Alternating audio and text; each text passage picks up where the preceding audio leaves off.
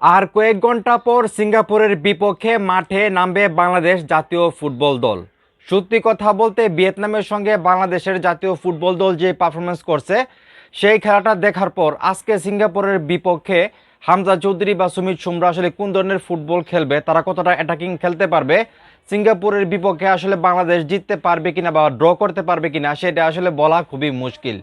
যদিও ভিয়েতনামের বিপক্ষে বাংলাদেশের যে পারফরমেন্স ছিল সেটা কেউ আশা করে নাই, যদিও দলে হামজা চৌধুরী ছিল, সুমিত সুম ছিল, আরও ভালো ভালো ফুটবলাররা ছিল, তারপরও কিন্তু ভিয়েতনামের বিপক্ষে প্রত্যাশা পূরণ করতে পারে নাই বাংলাদেশের জাতীয় ফুটবল দল। আজকে কিন্তু বাংলাদেশের সাধারণ দর্শকদের একটা আশা আছে যে আজকে অত্যন্ত ভালো একটা ম্যাচ দেখবে, আমি নিজেও সেই আশায় আছি। তো আমি যেটা বললাম, ভিয়েতনামের বিপক্ষে যে পারফরমেন্স ছিল বাংলাদেশ জাতীয় ফুটবল দলের, সেইটা দেখার পর আজকে কনফিডেন্সলি আমি বলতে পারতেছি না যে বাংলাদেশ জাতীয় ফুটবল দল সিঙ্গাপুরের বিপক্ষে আসলে জিতবে। হার জিত খেলার মধ্যে আছি, আমি চাই ভালো একটা ম্যাচ উপভোগ করতে, মানে ড্র হোক ফাইট হোক যাই হোক, ভালো একটা ম্যাচ দেখতে চাই আজকে সিঙ্গাপুরের বিপক্ষে, এতটুকুই আমার চাওয়া।